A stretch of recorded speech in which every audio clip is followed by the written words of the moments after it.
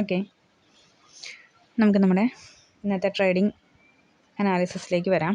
ഇന്ന് നമുക്ക് എവിടെയെങ്കിലുമൊക്കെ ഓപ്പർച്യൂണിറ്റി കിട്ടിയിട്ടുണ്ടോ എന്ന് നോക്കാം. ഇന്ന് ഫുള്ള് കൺസോൾട്ടേഷൻ തന്നെയായിരുന്നു. കഴിഞ്ഞ ദിവസമൊക്കെ കാണിച്ചിട്ടിരിക്കുന്ന പോലെ തന്നെ ഒരു കൺസോൾട്ടേറ്റഡ് ഡേ തന്നെയാണ് ഇന്ന് നമുക്ക് വന്നിരിക്കുന്നത്. ഇവിടെ നമ്മളുടെ ഇൻഡെക്സുകൾ കറക്റ്റ് റെസ്പെക്റ്റ് ചെയ്തിട്ടുണ്ട്. ബോൾ ലൈൻ ടച്ച് ചെയ്യുന്നു, റിജക്റ്റ് ചെയ്യുന്നു. നമ്മുടെ ടോട്ടൽ ലൈൻസിനെയൊക്കെ നല്ല രീതിയിൽ റെസ്പെക്റ്റ് ചെയ്തിട്ടാണ് നമ്മളുടെ ഇൻഡെക്സുകൾ റിയാക്ട് ചെയ്തിട്ടുള്ളത്. ഓക്കെ, നമ്മളുടെ ആ വരയും കുറിയിൽ നിന്നൊന്നും ഒട്ടും തന്നെ പുറത്തേക്ക് പോയിട്ടില്ല. അവിടെയൊക്കെ നമ്മുടെ ബോൾ ലൈൻ ടച്ച് ചെയ്തു, റിജക്റ്റ് ചെയ്തു, ഒന്നും തന്നെ പുറത്തേക്ക് ഇന്ന് മൂവ് ചെയ്തിട്ടേ ഇല്ല. കാരണം കൺസോൾട്ടേഷൻ ആയിരുന്നു. എല്ലാ ലൈൻസിനെ റെസ്പെക്റ്റ് ചെയ്യുന്നുണ്ടെങ്കിൽ പോലും എന്താണ് കൺസോൾട്ടേറ്റഡ് ആയിട്ട് റെസ്പെക്റ്റ് ചെയ്തേക്കാണ്. അതുകൊണ്ട് നമുക്ക് പ്രയോജനങ്ങളൊന്നും തന്നെ ഉണ്ടാകാത്ത അവസ്ഥയുമാണ് ഈ ഒരു കൺസോൾട്ടേഷൻ വരുമ്പോൾ. ഈ കൺസോൾട്ടേഷൻ ഡേയിലൊക്കെ നമ്മൾ നല്ല രീതിയിൽ ഇന്ന് ഓവർ ട്രേഡ് ചെയ്യും. പിന്നെ ട്രേഡിങ്ങിൽ രക്ഷപ്പെടാൻ പറ്റില്ല എന്നുള്ള തോന്നലുണ്ടാകും. കാരണം നമ്മുടെ ഓവർ ട്രേഡിങ് തന്നെയാണ്. നമുക്ക് ഒരു ഓപ്പർച്യൂണിറ്റിയും വരാതെയാണ് നമ്മൾ ട്രേഡിങ്ങിലേക്ക് വരുന്നത്. ഇന്ന് സത്യത്തിൽ ബോൾ ലൈൻ സ്ട്രാറ്റജി പ്രകാരം യാതൊരുവിധ ഓപ്പർച്യൂണിറ്റിയും നമുക്കിവിടെ അവൈലബിൾ അല്ലായിരുന്നു. എന്നിട്ടും നിങ്ങൾ ട്രേഡ് ചെയ്തിട്ടുണ്ടെങ്കിൽ നിങ്ങൾ ഏതെങ്കിലും ഒരു സ്ട്രാറ്റജിയിൽ ഉറച്ച് നിൽക്കുന്നവരല്ല. ഓക്കെ, ഞാൻ ഒരു ട്രേഡ് പോലും ഇവിടെ ചെയ്തിട്ടില്ല, നോക്കിക്കോളുക. പക്ഷേ ഇവിടെ ഒരു ട്രേഡ് ഓപ്പർച്യൂണിറ്റി ഉണ്ടായിരുന്നു. അത് ഞാൻ ഇപ്പോൾ നിങ്ങൾക്ക് പറഞ്ഞു തന്നിട്ടുള്ളതല്ല, നേരത്തെ പറഞ്ഞു തന്നിട്ടുള്ളൊരു ട്രേഡിങ് ഓപ്പർച്യൂണിറ്റിയാണ്. അതായത് നമ്മളുടെ ഈ ഒരു ടച്ചിങ് സമയത്ത്, അതായത് ഇവിടെ നമുക്ക് നമ്മളുടെ സെക്കൻഡ് ലെവൽ ക്രോസിങ്ങിനെ ടച്ച് ചെയ്യുന്ന സമയത്ത് കണ്ടോ, അതായത് നമ്മളുടെ വീക്കെൻഡ് പൊസിഷൻ, വീക്കെൻഡ് സി ആണെങ്കിലും പി ആണെങ്കിലും എന്താണ് വീക്കെൻഡ് ഗ്രാഫ് ഇവിടെ ടച്ച് ചെയ്യുന്ന സമയത്ത് മന്ത് എൻഡ് ഗ്രാഫ് ഒന്നെങ്കിൽ ഇവിടെ ആയിരിക്കണം, അല്ലെങ്കിൽ ഇതിൻ്റെ ഉള്ളിലായിരിക്കുകയോ ഈ ബോർഡ് ലൈനിലായിരിക്കുകയോ ചെയ്യുകയാണെങ്കിൽ നിങ്ങൾക്ക് ട്രേഡ് അറ്റൻഡ് ചെയ്യാം എന്നുള്ളൊരു ഓപ്പർച്യൂണിറ്റി ഞാൻ നേരത്തെ പറഞ്ഞു തന്നിട്ടുണ്ട്. ഓക്കെ, അതിനനുസരിച്ചിട്ട് ഇന്ന് ബാങ്ക് നിഫ്റ്റിയുടെ വീക്കെൻഡ് പി മൂന്നാമത്തെ ക്യാൻഡിലായപ്പോഴത്തേക്കും ഇതിൻ്റെ ഒരു നമ്മുടെ ലാസ്റ്റ് ഡോട്ടർ ലൈൻസിലേക്ക് വന്ന് ടച്ച് ചെയ്യുന്നുണ്ട്. ഇതേ സമയം അത് എവിടെ നിൽക്കുകയാണ്, അതിൻ്റെ month end P position first level ക്രോസിങ്ങിൽ നിൽക്കുകയാണ്. ഇത് സെക്കൻഡ് ലെവലിൽ, വീക്കെൻഡ് സെക്കൻഡ് ലെവലിലും മന്ത് എൻഡ് ഫസ്റ്റ് ലെവലിലും ആണെങ്കിൽ അത് നമുക്ക് ട്രേഡിംഗ് ഓപ്പർച്യൂണിറ്റിയാണ്. അവിടെ നിങ്ങൾക്ക് എന്ത് കൊടുക്കാം, ഒരു അതിന് ആക്റ്റീവായിട്ടൊരു ട്രെൻഡ് കൊടുക്കാം. അതായത് ഇതിവിടെ നിൽക്കുകയാണെങ്കിൽ, അതായത് ഈ വീക്കെൻഡ് പൊസിഷൻ ഇവിടെയാണെന്നുണ്ടെങ്കിൽ ഇവിടുന്ന് റിജക്റ്റ് ചെയ്ത് മുകളിലോട്ട് പോകും എന്നുള്ളതാണ് നമ്മൾ നേരത്തെ പറഞ്ഞു തന്നിട്ടുള്ള ഒരു ട്രേഡ് ഓപ്പർച്യൂണിറ്റി. പക്ഷേ അത് മിക്ക ദിവസങ്ങളിലും വർക്ക് ചെയ്യുന്നുണ്ടെങ്കിലും ചില ദിവസങ്ങളിൽ അത് വർക്ക് ചെയ്യാതെയുള്ള അവസ്ഥകളും കണ്ടിട്ടുണ്ട്. പക്ഷേ അത് വർക്ക് ചെയ്യാതെ വരുന്നത് നമ്മളുടെ ഓപ്പോസിറ്റ് സി പൊസിഷൻ, ഇതിപ്പോൾ പിയിലാണ് നമ്മളങ്ങനെ ഒരു ഓപ്പർച്യൂണിറ്റി കണ്ടത്. പി ഇവിടുന്ന് കയറാൻ പോകുന്നു എന്നൊരു ഓപ്പർച്യൂണിറ്റി കാണുമ്പോൾ, എന്നാൽ സി പൊസിഷൻസ് ഒന്നും ആക്റ്റീവ് അല്ല എന്നുള്ളത് നമ്മൾ ശ്രദ്ധിക്കണം. അതായത് ഒരേപോലെ നമ്മുടെ 4 ഗ്രാഫുകളും ഒരേപോലെ മറ്റെവിടെയും വന്നിട്ടില്ല, സിയിൽ വന്നിട്ടില്ല എന്ന് ഉറപ്പുണ്ടെങ്കിൽ മാത്രമാണ് ഇതിന് നിങ്ങൾ അപ്ലൈ ചെയ്യാവുള്ളൂ. നമുക്ക് സി പൊസിഷൻ നോക്കാം, സിയുടെ ഗ്രാഫ് നോക്കാം. മൂന്നാമത്തെ ക്യാൻഡിൽ ചെന്ന് ടച്ച് ചെയ്യുന്ന സമയത്ത് സി ഇവിടുന്ന് ടച്ച് ചെയ്ത് റിജക്റ്റ് ചെയ്തേക്കുക, എന്നാൽ ഇവിടെ തൊട്ട് ടച്ച് ചെയ്തിട്ടുമില്ല, കണ്ടോ. ഓക്കെ, അപ്പോൾ ഇവിടെ ഒരു സി പൊസിഷൻ മൂന്നാമത്തെ ക്യാൻഡിൽ ഉണ്ട് എന്നുള്ളത് നമുക്ക് അധികം പ്രതീക്ഷിക്കേണ്ട കാര്യമില്ല. സോ നമുക്ക് ഇനി നിഫ്റ്റിയിലേക്ക് നോക്കാം. നിഫ്റ്റിയുടെ ഒരു സമയത്തും സിയുടെ ഗ്രാഫുകൾ എന്ന് പറയുന്നത് മൂന്നാമത്തെ ക്യാൻഡിൽ ഇവിടെ നിൽക്കുകയാണ്.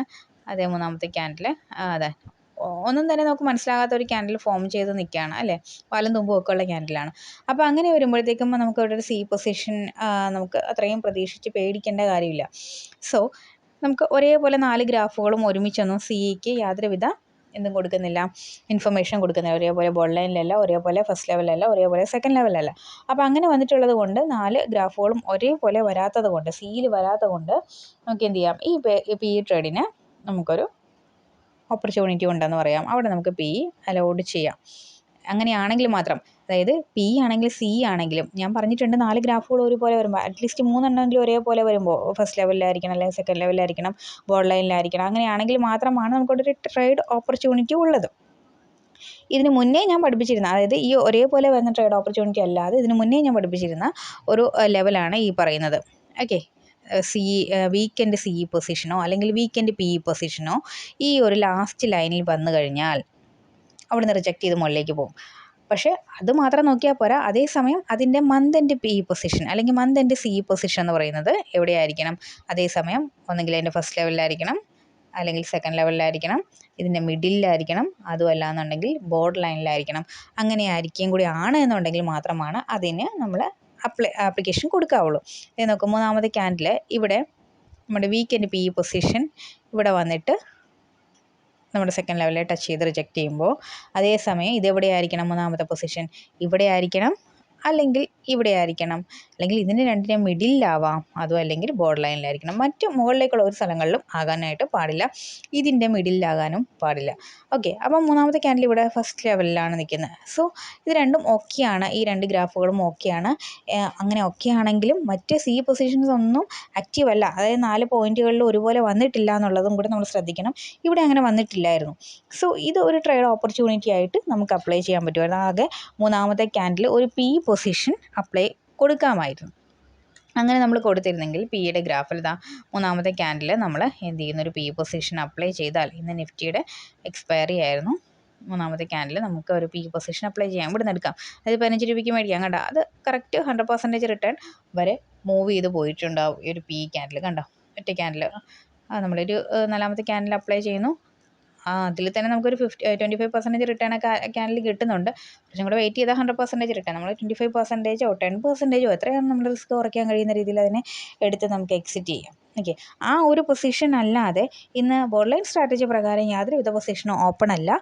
അതുകൊണ്ട് തന്നെ ഇത് കൺസോൾട്ടേഷൻ തന്നെയായിരുന്നു. ഒരേപോലെ 4 ക്യാൻഡിൽസ് ഒരേപോലെ വരുന്ന ഒരു പൊസിഷനും ഇല്ല. ഇവിടേക്ക് നമുക്ക് ഒരു പൊസിഷൻ കാണാൻ വെച്ചാൽ 2 എണ്ണം മാത്രമേ നമുക്ക് ഓക്കെ പറയുന്നുള്ളൂ. ഞാൻ പറഞ്ഞിട്ടുണ്ട് 2 എണ്ണം ഓക്കെ പറഞ്ഞു കഴിഞ്ഞാൽ എല്ലാ സമയത്തും അതങ്ങനെ റിയാക്ട് ചെയ്ത് നമ്മൾ കണ്ടിട്ടില്ല. അതേ നോക്കിക്കുക, ഈ ഒരു ക്യാൻഡിൽ പോയി ബോൾ ലൈൻ ടച്ച് ചെയ്യുന്നു, അതേ സമയം ഈ ഒരു ക്യാൻഡിൽ സിയുടെ ബാങ്ക് നിഫ്റ്റിയുടെ സി ക്യാൻഡിൽസ്, അതായത് മന്തിൻ്റെ സിയും വീക്കെൻഡ് സിയും ഒക്കെ പോയിട്ട് ബോൾ ലൈൻ ടച്ച് ചെയ്യുന്ന ഈ ഒരു പൊസിഷൻ ഉണ്ട് ഇവിടെ. കണ്ടോ, ഓക്കെ, അത് വർക്ക് ചെയ്തിട്ടുമുണ്ട്. കണ്ടോ, അത് ബോൾ ലൈൻ ടച്ച് ചെയ്ത് കഴിഞ്ഞാൽ സി റിജക്റ്റ് ചെയ്തിട്ടുണ്ട്. ആ സമയത്തൊക്കെ നിങ്ങൾക്ക് പി എടുക്കാം. പി എടുത്തു കഴിഞ്ഞാൽ വലിയ പ്രോഫിറ്റ് ഒന്നുമില്ല, 10-20% പ്രോഫിറ്റ് അത് റേഞ്ച് മൂവ് ചെയ്തിട്ടുണ്ട്. പക്ഷേ എന്ന് വെച്ച് അത് ഒരേപോലെ വരുന്നു എന്നുള്ളത് എനിക്ക് അപ്ലൈ ചെയ്യാനായിട്ട് പറ്റുന്നില്ല. അതായത് ഇവിടെയൊക്കെ ഒരേപോലെ വന്ന് ബോൾ ലൈൻ ടച്ച് ചെയ്യുന്നു, ഇതുപോലെ ബോൾ ലൈൻ ടച്ച് ചെയ്യുന്നു. പക്ഷേ എന്നാൽ അപ്പുറത്ത് ബി പൊസിഷൻസ് ഒന്നും അതേസമയം ബോൾ ലൈൻ ടച്ച് ചെയ്യുന്നില്ല. ഏതെങ്കിലും ഒരെണ്ണം കൂടി ഉണ്ടായിരുന്നെങ്കിൽ നമുക്കതിന് ഒരു ആപ്ലിക്കേഷൻ കൊടുക്കാമായിരുന്നു. പക്ഷേ അതില്ലാത്തത് കൊണ്ട് ഞാൻ അതിന് കൺഫേം ചെയ്ത് പറയാനുള്ള സ്റ്റേജിലായിട്ടില്ല. നമുക്ക് ഒരുപാട് ബാക്ക് ടെസ്റ്റ് ഡേറ്റ ചെയ്യാനുണ്ട്. അത് കഴിഞ്ഞ് മാത്രമേ അതിനകത്തൊരു കൺഫർമേഷൻ പറയാൻ പറ്റുള്ളൂ. ഞാൻ നേരത്തെ പറഞ്ഞതാണ്. ഇതുപോലെ 2 എണ്ണം ഓക്കെ ആകുന്ന സമയത്തും വർക്ക് ചെയ്യുന്നുണ്ട്, വർക്ക് ചെയ്യാത്ത ദിവസങ്ങളിലും ഉണ്ട്. സോ അതിന് ഫുൾ ഒരു ഗ്യാരൻറ്റി തരാനായിട്ട് പറ്റാത്തത് കൊണ്ട് ഞാൻ പറയുന്നില്ല. കാരണം ഇത് ഇവിടെ ബോൾ ലൈൻ ടച്ച് ചെയ്ത സമയത്ത് അതേസമയം ഇവിടെ മറ്റ് സി പൊസിഷൻസും ബോൾ ലൈൻ ടച്ച് ചെയ്യുന്നുണ്ട്. സോ അതുകൊണ്ടായിരിക്കാം അത്. കണ്ടോ, പി പൊസിഷൻ നോക്കി, ഇത് ബോൾ ലൈൻ ടച്ച് ചെയ്ത് മുകളിലേക്ക് കയറാനായിട്ട് താഴേക്ക് ഇറങ്ങാനായിട്ട് ഉദ്ദേശിക്കുമ്പോൾ അതേ സമയത്ത് ഇവിടേക്ക് ബോൾ ലൈൻ ടച്ചിങ് വരുന്നുണ്ട്. കണ്ടോ, പി പൊസിഷൻസും അതേസമയം ബോൾ ലൈൻ ടച്ച് ചെയ്യുന്നുണ്ട്. സി പൊസിഷൻ അതേ ക്യാൻഡിൽ തന്നെ ബോൾ ലൈൻ ടച്ച് ചെയ്യുന്നുണ്ട്. ഓക്കെ, അപ്പോൾ ഇവിടെ C position ball line touch ചെയ്യുമ്പോൾ ഇവിടെ C position ball line touch ചെയ്യുന്നു. കണ്ടോ, ഈ ഒരു സമയത്ത് ഇവിടെ ബോൾ ലൈൻ ടച്ച് ചെയ്ത സമയത്ത് അപ്പയും നിഫ്റ്റിയിലും വരുന്നുണ്ട്. അതുകൊണ്ടായിരിക്കാം അത് വർക്ക് ചെയ്തിട്ടുള്ളത്. ഒരേപോലെ സി ഗ്രാഫുകളെല്ലാം ബോൾ ലൈൻ ടച്ച് ചെയ്യുന്ന ഒരു പൊസിഷൻ വന്നത് കൊണ്ടായിരിക്കാം. അതേസമയം ഇവിടെ P position ball line touch ചെയ്യുന്നുണ്ട്. അതായത് നിഫ്റ്റിയുടെ തന്നെ പിയും സിയും ഒരേ സമയം ബോൾ ലൈൻ ടച്ച് ചെയ്യുന്നു. ദെൻ ബാങ്ക് നിഫ്റ്റിയുടെ 2 സി പൊസിഷൻസ് ഒരേപോലെ ബോൾ ലൈൻ ടച്ച് ചെയ്യുന്നു. അപ്പോൾ ഏകദേശം 4 ഗ്രാഫുകൾ ഓക്കെയാണ്. പക്ഷേ അപ്പുറം ഇപ്പുറം ആണെന്നേ ഉള്ളൂ, നിഫ്റ്റിയിലും ബാങ്ക് നിഫ്റ്റിയിലും കൂടിയാണെന്നേ ഉള്ളൂ. അങ്ങനെ വെച്ചിട്ട് നമ്മൾ ഇതുവരെ ഒരു അനാലിസിസ് ചെയ്തിട്ടില്ല. അതുകൊണ്ടാണ് അതിൻ്റെ ഫുള്ളി ഗ്യാരൻറ്റി പറയാത്തത്. ഓക്കെ, അപ്പോൾ അങ്ങനെയൊക്കെ നമുക്ക് ട്രേഡുകളിൽ എൻട്രി ചെയ്യുക. അങ്ങനെയൊക്കെയുള്ള ട്രേഡിംഗ് ഓപ്പർച്യൂണിറ്റിയും ഒക്കെ ബോൾ ലൈനിന് ഉള്ളിൽ വരുന്നുണ്ട്. അത് ഞാൻ അനലൈസ് ചെയ്യാത്ത മറ്റ് ഏരിയാസ് നിങ്ങൾ അനലൈസ് ചെയ്ത് കണ്ടെത്തിയാലും മതി. എനിക്ക് ഫുള്ളായിട്ട് അനലൈസ് ചെയ്യാനായിട്ടുള്ള ടൈം കിട്ടുന്നില്ല എന്നുണ്ടെങ്കിൽ നിങ്ങൾ ഓരോ ദിവസം സംഭവിച്ച ഡേറ്റാസ് നിങ്ങൾക്ക് വേണമെങ്കിൽ പ്രിൻ്റ് എടുത്തിട്ട് അത് ഓരോ സമയത്ത് ഫസ്റ്റ് ലെവൽ വന്നപ്പോൾ റിജക്റ്റ് ചെയ്തിട്ടുണ്ടോ, അല്ലെങ്കിൽ നിഫ്റ്റിയിലും ബാങ്ക് നിഫ്റ്റിയിലും കൂടെ കമ്പയർ ചെയ്യും. ഇപ്പോൾ ഞാൻ ബാങ്ക് നിഫ്റ്റിയുടെ മാത്രം 4 ഗ്രാഫുകൾ വെച്ചിട്ടാണ് കമ്പയർ ചെയ്ത് പറയുന്നത്. നിങ്ങൾക്ക് വേണമെങ്കിൽ നിഫ്റ്റിയുടെയും ബാങ്ക് നിഫ്റ്റിയുടെയും കൂടി കമ്പൈൻഡ് ചെയ്ത് ഒരു അനാലിസിസിലേക്ക് എത്താം. അങ്ങനെ നമുക്കിതിനകത്ത് ഒരുപാട് ട്രേഡിംഗ് ഓപ്പർച്യൂണിറ്റീസ് കണ്ടെത്താനായിട്ട് പറ്റും. അപ്പോൾ അതിലേക്കുമൊക്കെ നമ്മുടെ അനാലിസിസിനെ നമുക്ക് കൊണ്ടുപോകാനായിട്ട് പറ്റും. അതിനൊക്കെ നിങ്ങൾക്ക് ടൈം ഉണ്ടെങ്കിൽ നിങ്ങളും അതിലേക്ക് തന്നെ ഇറങ്ങി നോക്കുക. ഞാനിപ്പോൾ പറഞ്ഞു തന്നിട്ടുള്ള 2 ഓപ്പർച്യൂണിറ്റി എന്ന് പറയുന്നത് ഒരേപോലെ ഫസ്റ്റ് ലെവൽ ടച്ച് ചെയ്യുമ്പോഴത്തേക്ക് നിങ്ങൾക്ക് എടുക്കാം, ഒരേപോലെ സെക്കൻഡ് ലെവൽ ടച്ച് ചെയ്താൽ നിങ്ങൾക്ക് എടുക്കാം, ഒരേപോലെ ബോർഡർ ലൈൻ ടച്ച് ചെയ്താൽ, അതായത് 4 ഗ്രാഫുകൾ ഒരേപോലെ വന്നാൽ, അല്ലെങ്കിൽ അറ്റ്ലീസ്റ്റ് 3 ഗ്രാഫുകളെങ്കിലും ഒരെണ്ണത്തിൻ്റെ തന്നെ ബാങ്ക് നിഫ്റ്റിയുടെ തന്നെ 3 ഗ്രാഫുകളെങ്കിലും ഒരേപോലെ അങ്ങനെ വരുന്നുണ്ടെങ്കിൽ നിങ്ങൾക്ക് ആ ട്രേഡിലേക്ക് എൻ്റർ ചെയ്യാം. അതല്ലാന്നുണ്ടെങ്കിൽ ഇതുപോലെ ലാസ്റ്റ് ലൈനിൽ നിൽക്കുകയും വീക്കെൻഡ് പൊസിഷൻ ലാസ്റ്റ് ലൈനിൽ നിൽക്കുകയും മന്തിൻ്റെ പൊസിഷൻ ഫസ്റ്റ് ലൈനിൽ നിൽക്കുകയൊക്കെ ചെയ്ത് കഴിഞ്ഞാൽ നിങ്ങൾക്ക് എടുക്കാം. പക്ഷേ അതിൻ്റെ ഓപ്പോസിറ്റ് റിയാക്ഷൻ ഇല്ല എന്നുള്ളത് നോക്കിയിട്ട് വേണം അതിലേക്ക് എൻ്റർ ചെയ്യാൻ. ഇന്ന് അങ്ങനെ ഒരു ഓപ്പർച്യൂണിറ്റി മാത്രമേ ഉണ്ടായിരുന്നുള്ളൂ, വേറെ ഒരു ഓപ്പർച്യൂണിറ്റി ഉണ്ടായിരുന്നില്ല. ട്രേഡിലേക്ക് എൻ്റർ ചെയ്യാതിരുന്നവർക്ക് ബെറ്റർ ആയിരുന്നു. കാരണം ഇത് ബോൾ ലൈൻ കണ്ടു കഴിഞ്ഞാൽ ഇന്ന് ട്രേഡിംഗ് ഓപ്പർച്യൂണിറ്റി ഇല്ല എന്നുള്ളത് കറക്റ്റായിട്ട് മനസ്സിലാകും. മറ്റേതെങ്കിലും ടെക്നിക്കുകൾ യൂസ് ചെയ്തിട്ടുണ്ടെങ്കിൽ നമുക്കെല്ലാം കാണുമ്പോൾ ഓപ്പർച്യൂണിറ്റി ആയിട്ട് തോന്നും. ഇത് കൺസോൾട്ടേഷൻ ആണെന്നുള്ളത് മനസ്സിലാക്കാൻ പറ്റാത്ത അവസ്ഥയിലേക്ക് പോകും. ഓക്കെ, അങ്ങനെ വരുന്ന സമയത്ത് ഓവർ ട്രേഡ് ചെയ്യാം, ലോസ് ഉണ്ടാക്കാം. അങ്ങനെയൊക്കെ ഉണ്ടാക്കിയിട്ടുണ്ടവരുണ്ടാകാം. ദെൻ നമുക്ക് നാളത്തെ നമ്മളുടെ സെൻസെക്സ് പറഞ്ഞില്ലല്ലോ, സെൻസെക്സ് ഇതുപോലെ തന്നെ നമ്മുടെ ബോൾ ലൈൻ ടച്ച് ചെയ്ത് റിജക്റ്റ് ചെയ്ത് കൺസോളിഡേറ്റ് ചെയ്യുകയാണ് ചെയ്തേക്കുന്ന. ഡോട്ടർ ലൈൻസിനെയൊക്കെ റെസ്പെക്റ്റ് ചെയ്തിട്ടുണ്ട്. ഓക്കെ, നാളത്തേക്കുള്ള സെൻസസിൻ്റെ ഗ്രാഫ് നോക്കിക്കോളൂ.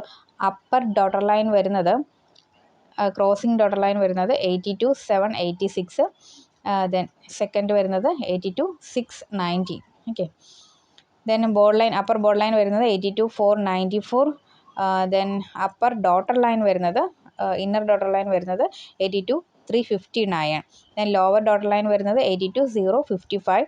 ദെൻ ലോവർ ബോർഡ് ലൈൻ വരുന്നത് 81,950. Then lower crossing lines, first level crossing വരുന്നത് 81,898.